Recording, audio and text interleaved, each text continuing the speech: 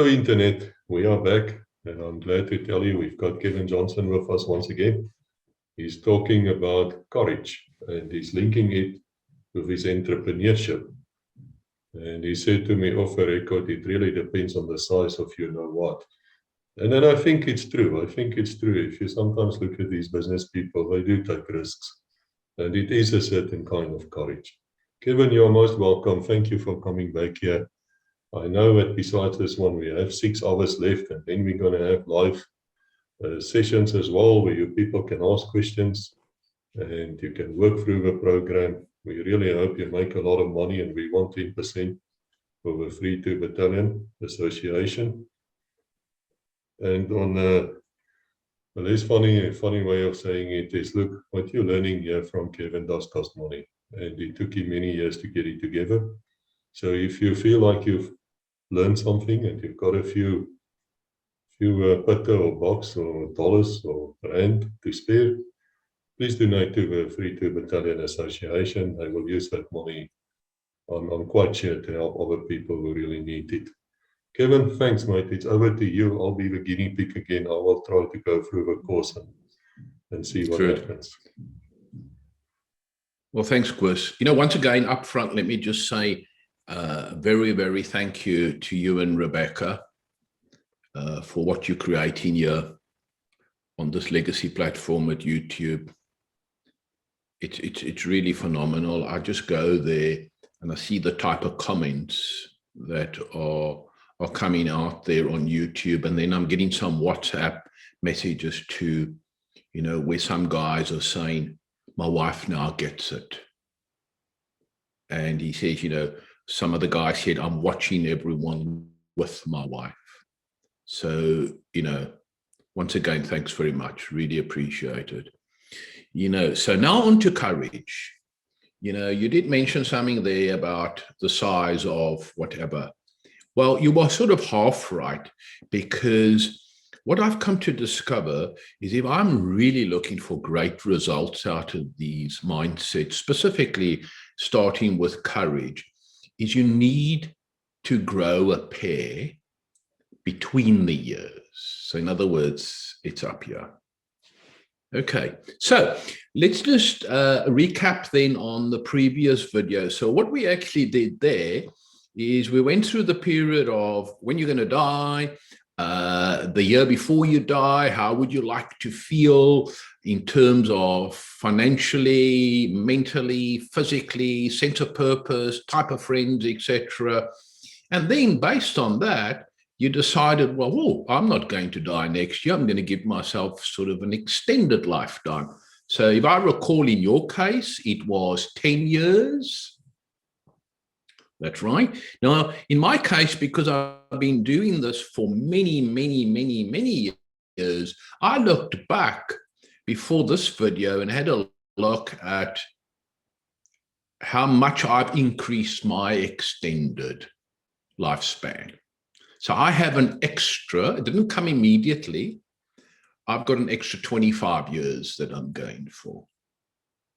And you'll see next week when we handle the health one, what I'm actually getting into to make sure that I give myself that chance. Right, so you've got that extra 10 years. So what I'd like to do now is immediately focus on the first one, and it all starts with the first one, freedom through courage. So what's the definition there? And you don't have to worry about writing this all down, because we'll give you this PDF at the bottom of the video. But just to recap, freedom through courage, when you scored yourself, where you are, where you'd like to be. If you were aiming to get into the 4th column, which is obviously where I strive to be, then you see yourself as the Chief Courageous Officer, and you keep making your future bigger and better than your past. So based on that, what I'd like to now do, Koos, is to get straight into the workbook, because the success of these mindsets is proportionally to the amount of action you take. No action, then you're actually just wasting your time listening to the videos. So there we go. So if you could just get out a sheet of paper, and right on the top, cool, you're going to need the whole sheet. So right at the top, I'd like you to put there your name in the middle. Yes, I'm just And looking then for a clean one. I'm making notes as you people speak. Would you believe I've gone through 15 now and I have not the clean one, so let me get the clean one. Sorry about that. Cool. Right, So how do I do it up top? you can do it in landscape if you want to. So Okay. right at the top, you could just put there your name in the middle. My And if real you want to name. come and play the game with these mindsets, All right. you might as well get it right up front. And that is, in brackets, you're the Chief Courageous Officer.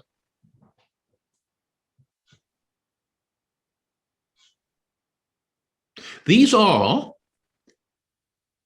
mindsets for myself being entrepreneurial. I'm not saying that this doesn't work in the corporate, but I don't have experience of the corporate world. What I am saying is this definitely works for the entrepreneurial world.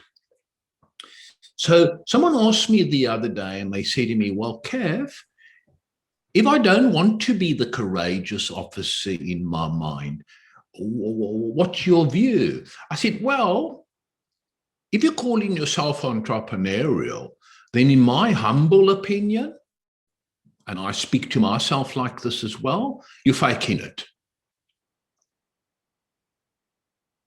And some people are saying to me, well, what is the opposite of courageous? I said, well, if you want to be nice and soft on yourself, you can put there courage avoidance. Me, it's very simple. It's binary. I'm courageous or I'm a coward. So, those type of words work for me. It gets a reaction out of me. Okay, so what I'd like to now do is you take that full sheet that you've just got and you basically create, using the whole sheet, create 4 quadrants. In other words, 4 blocks. Okay.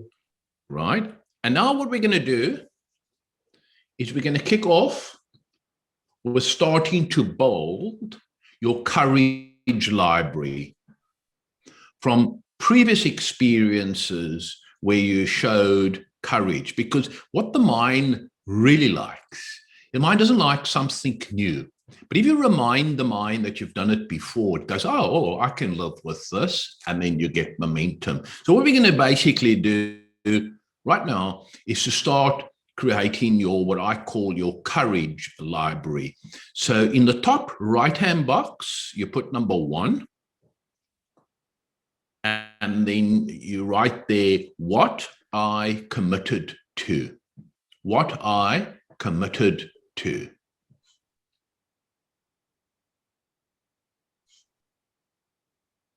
And then you go to the box below it on the right-hand side. Number 2, why this took courage.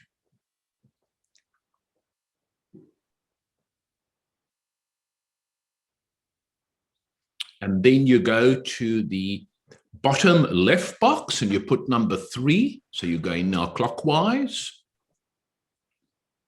The new capability that emerged.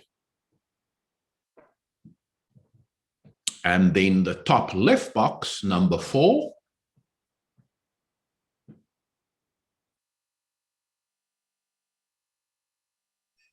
My new higher confidence.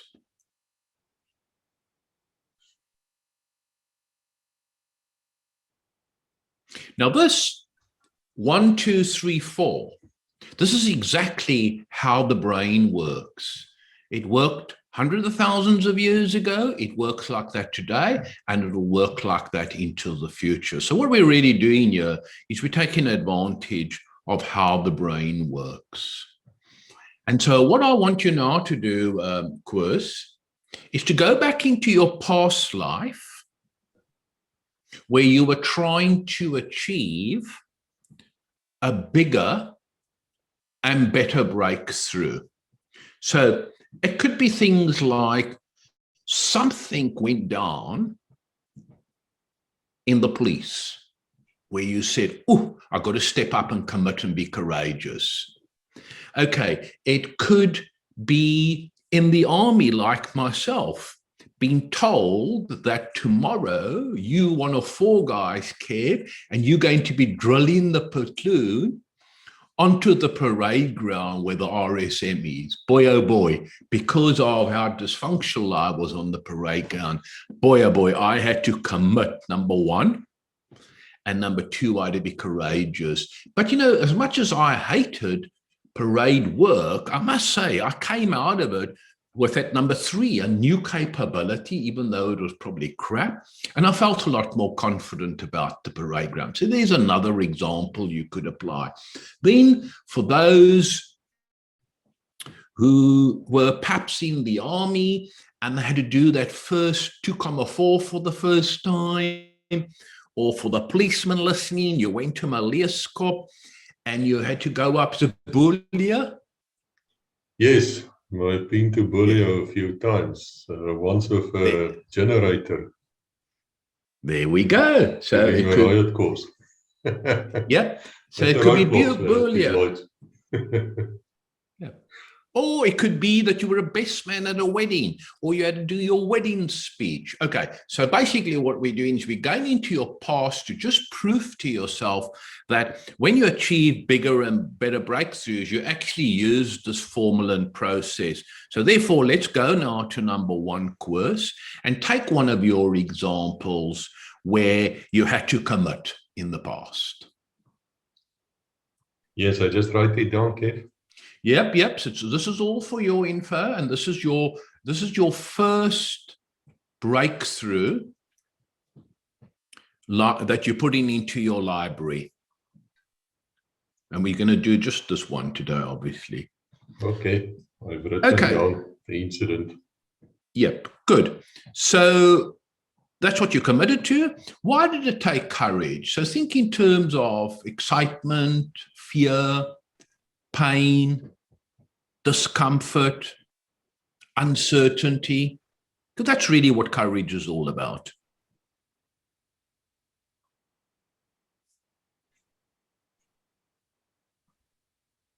Yes, I write it down. Right, and then when you committed and you went through that period of courage, you came out the other side, number 3, with a new capability. What did that capability look like?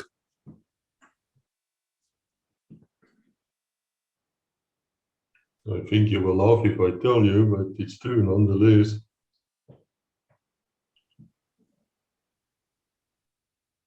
Okay, I've done that. And then what did the confidence feel like? Is that number 4? Number 4.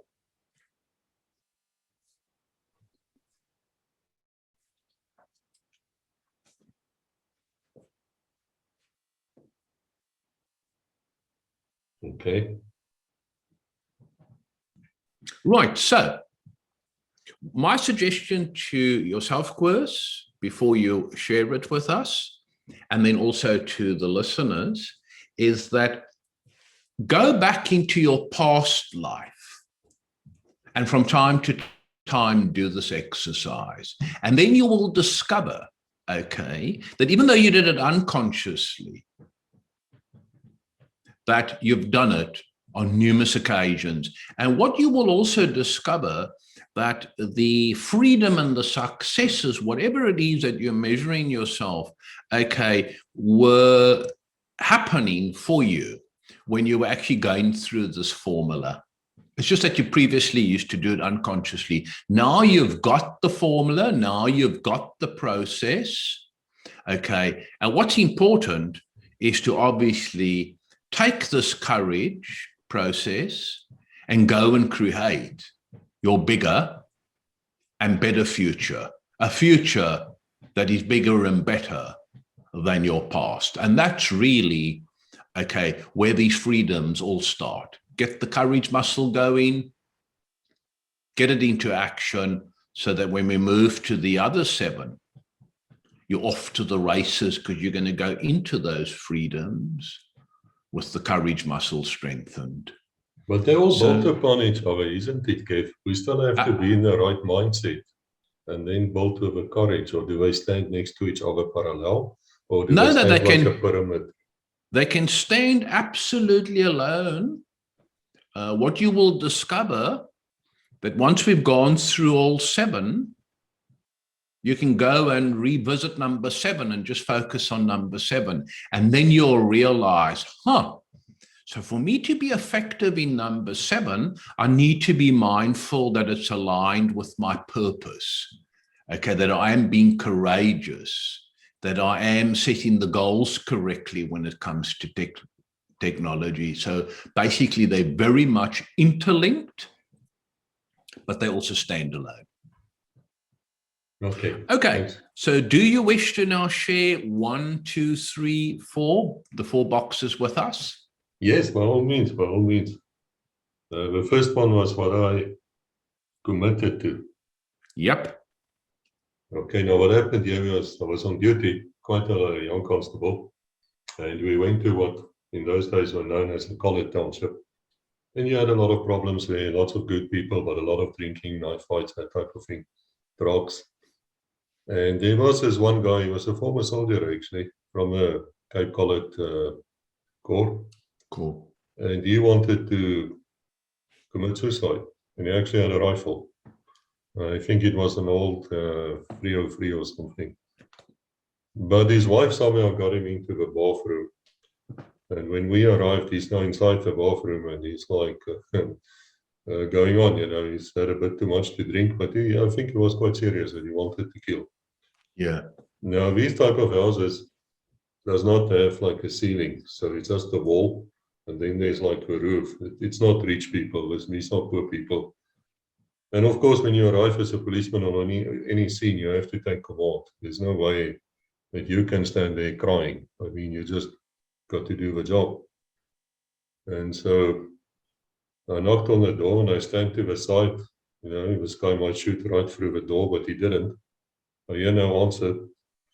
And so I said, "You sure he's inside?" "Yes, he's inside." So I climbed on a chair, which was not the best of chairs. But even in my foot weight, I was quite a big lad. And so I'm standing on this chair and I'm looking over here, over the wall. And sure as hell, this guy's sitting there on the wharf and he's got this rifle and he's loading it and unloading it all the time. He would put the cartridge in and lock it with a bolt, and then he would take it out and do it again. But there were obviously more than one cartridge. And he wasn't all there. You could see there was something wrong with this fellow. And I'm looking over the wall, and perhaps that brings me to question number 2, because why does this take courage? Because I know this guy can kill. And as a former soldier, he obviously know how to kill, even in that state. And as it would have is, he started talking to me and I started talking to him, and we had a conversation going. But I couldn't really get through to him.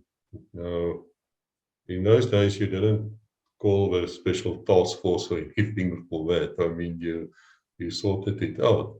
And it never occurred to me anyway to call anybody else. I mean, I was there and I was the senior constable, so I would do what is necessary. And like it is with all these type of crime scenes, there's now a massive crowd outside and they are like waiting for the blood and for the glory. But anyway, so this guy shot me. He shot my hat, my pate, what do you call it in English? Yes. Yeah. The formal one, the one which Battalion jumped upon, that type of one. I'll put the picture here. And so he shot that thing right off my head. I mean, the bullet went through the top of the, what do you call it, the brass door. Yes, and I fell right over backwards. Because I thought to myself, wow, this guy, but he only had that one shot, and luckily then right after, and I'm not sure if this is the new capacity, no, it's not. So right after that, of course, we just sprayed with tear gas, went in, 2 of us, I think, and we just grabbed this guy and had him there in full Nelson and into the van, and walking out with a rifle, and he's got a bullet hole, and with the people were applauding. and you feel about 10 feet tall. And that happened often in the police as well in those days. People were very welcoming when we arrived. And so we got the guy back to the police station. I completely forgot the incident. I didn't even report it as I should have, because I wanted to get off duty. And then, of course, my lieutenant, who was also on the show, Colonel Potgieter, he found out. he was not happy. He was not happy that somebody shot at one of his constables and got away with it, so to speak. But I don't think anything further happens.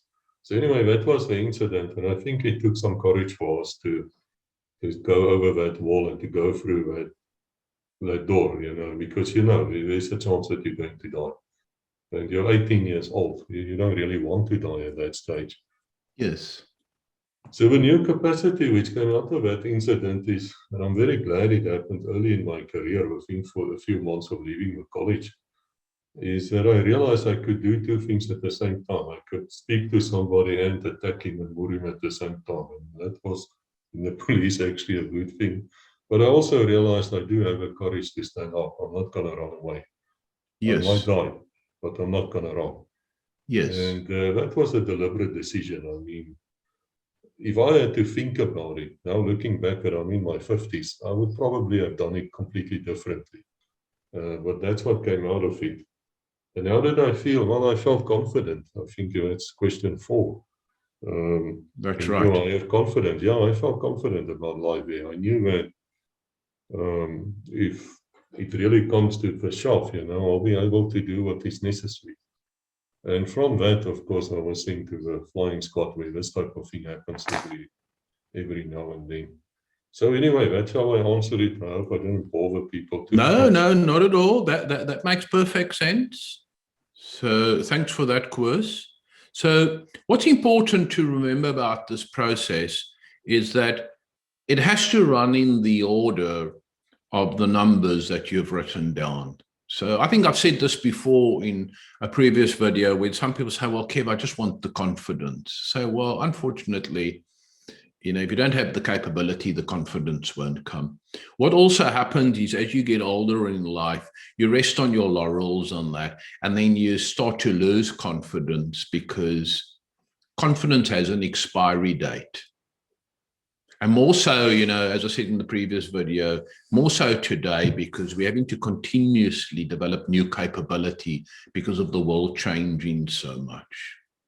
Breakthrough technologies is really going to accelerate the world, and the world is actually faster than you think it's going to be because of technologies.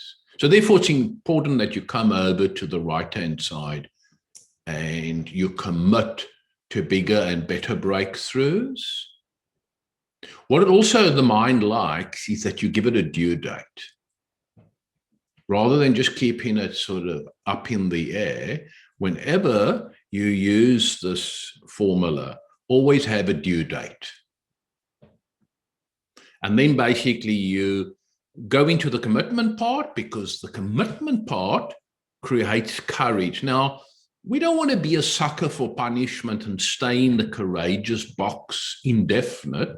So one of the best ways to get out of the courage box is to actually commit 100% to something, rather than cruising at 60, 70%. Okay, that's going to force you to stay in the box much longer than you necessarily have to. When you go through the courage, make sure that you get the feel of a balance between fear and excitement. The two need to be there. There's some sort of chemical reaction going down. If you're finding the one's not there, you're not going to come out the other side with new capability. So that's sort of a hack to remember, a balance between fear and excitement. Okay. Now there's going to be uncertainty, discomfort, but you say to yourself, I know if I go back into my past library and just check there, I went through that same feeling before many times. So to come out with a new capability, I just know I need to go through, that discomfort, that uncertainty. And then you come out on the other side with this new capability. And there are many, many, many definitions to what an entrepreneurial person's all about. But the bottom line is, it's your job in your company to take things from a lower level of productivity to a higher level of productivity.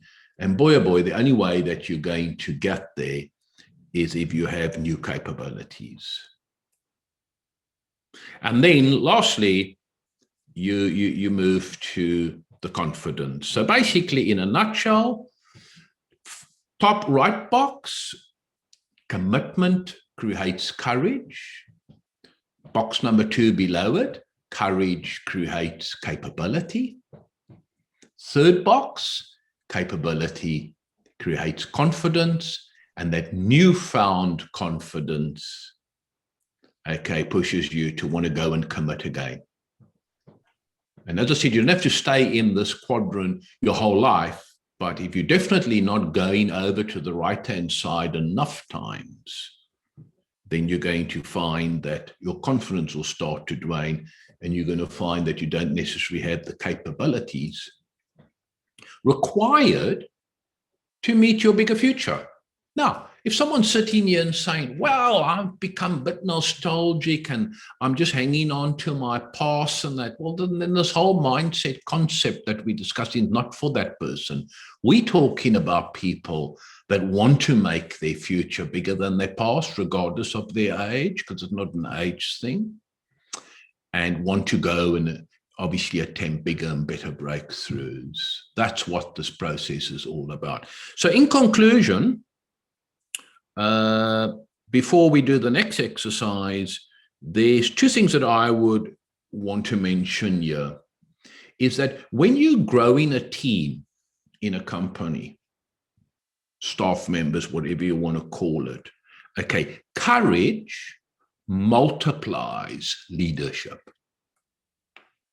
I don't know what it does to management, but what I do know is courage multiplies leadership.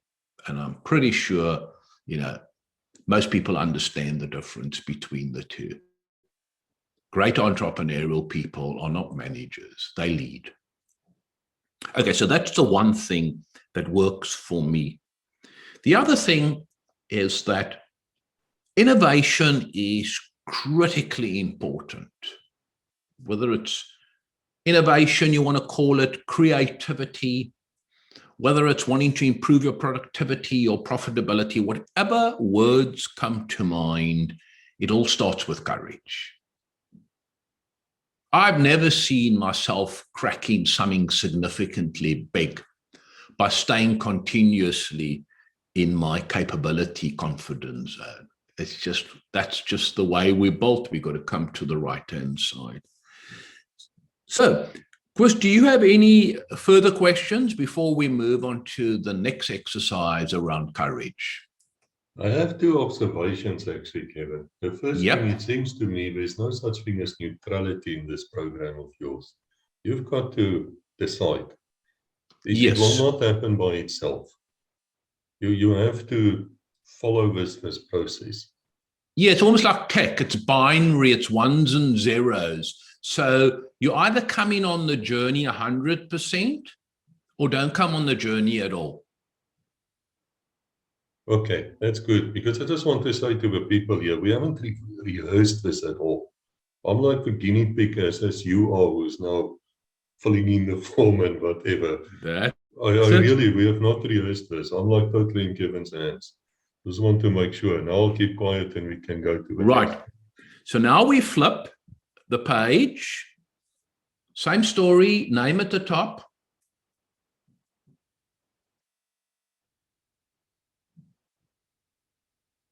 In brackets, Chief Courageous Officer. And then create the 4 boxes.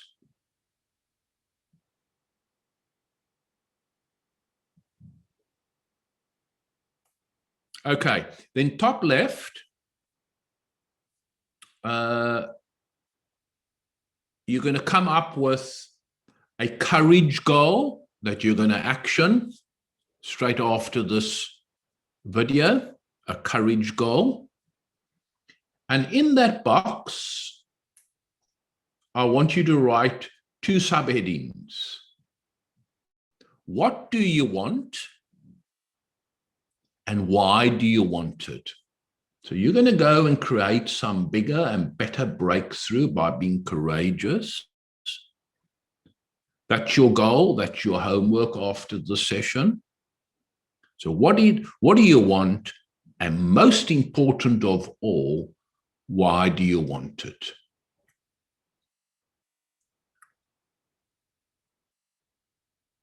Okay, then we go to the box below it, number 2. And there, I want you to put the word result. Now, when you come up with this result quiz, preferably, I would like you to have milestones in it, like a date, a percentage, a number, so that your head can clearly understand what it is that you're chasing. The clearer it is, the better it is. Then, and once again, just like the previous process, this process that I'm sharing with you, it's how the brain works. So basically what happens is you come up with a goal, you get all excited about it, you come up with the result, and you get even more excited about it. But now you have to identify the obstacles. So number 3, bottom left box, is obstacles.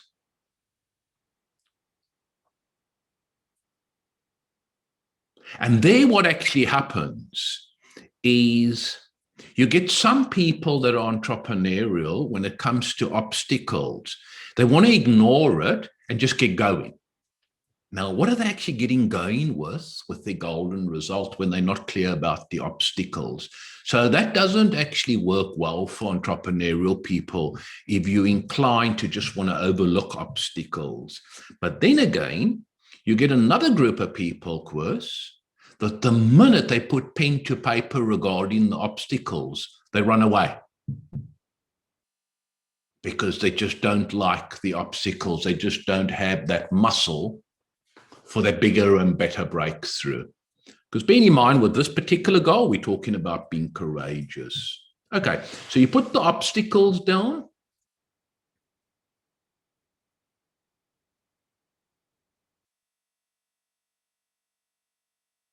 And then, for most people, I'm going to teach them something today. We've all been taught that it's then time to take action. So in the 4th box, I want you to put the word action, number 4, action, and immediately put a line through the word. And here's the reason why. I want you to write there, who, W-H-O, not N-O-T, how, H-O-W, actions. Who, not how, actions. Now, there's a reason why I wrote that and not the word action. We as human beings, we are factory built, and also when we were brought up and went to school, to always feel that it's our responsibility. So what actually happens is that in the 4th box, we normally ask ourselves, how am I going to do it? Now that causes a problem. When you're tackling something that's bigger and better and you don't have the skills on that and you bloody default to asking yourself how, guess what happens? You procrastinate. You put it off. So that's why we've said to hell with actions, but instead, who, not how actions. So what I want you to do when you do this ambitious goal and the result, and come up with the obstacles quiz, I want you to stop asking yourself how, but instead ask yourself, who can help you?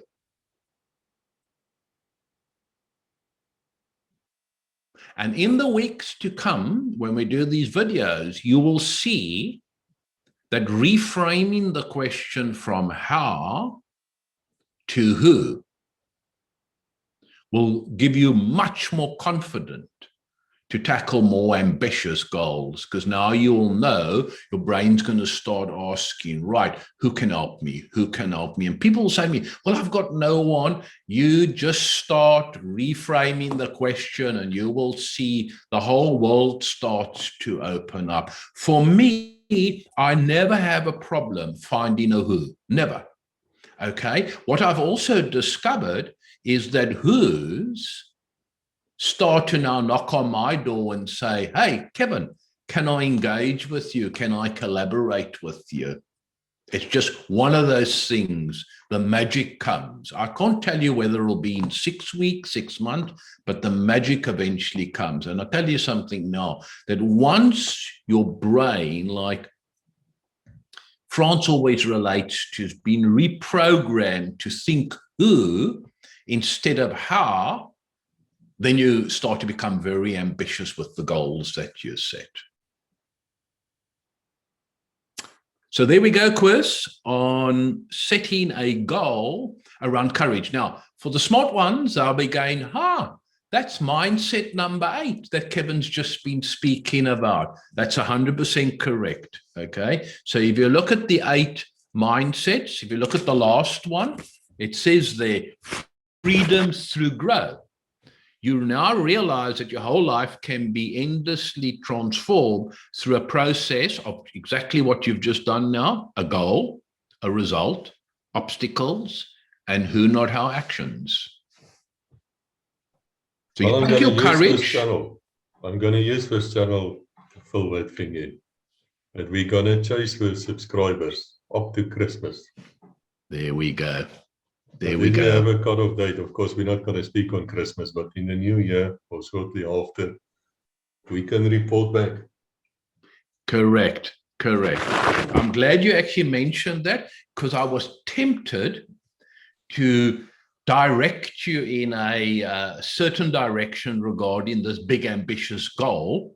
And it was exactly that. I wanted to make the topic YouTube, but I thought, no, hold on.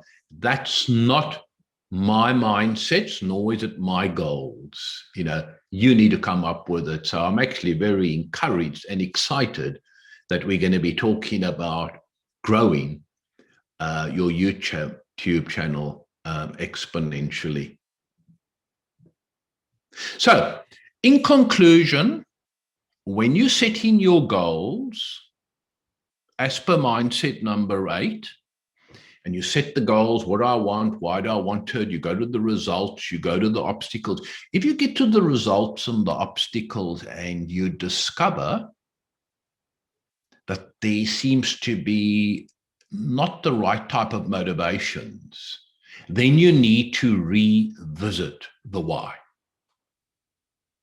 Why do I actually want it? And then if you're still hitting stumbling blocks, and you're getting upset about the fact that you want to set that goal, but you're not proceeding, and you're finding that's how it's happening regularly, then as I said in the last video, that's then for a discussion with a person like Frans.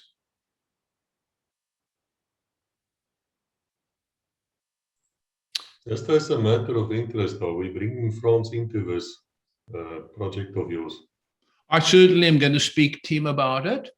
I think that at this stage of the game, knowing how my freedoms work, we'll go through the 8, and then for the quarterly workshops, because we set the goals every 90 days, and then it'll give the audience the chance to do that every 90 days. So the aim is for when we do our first quarterly, which is in early January, so that people can use now the next couple of weeks to experiment with it.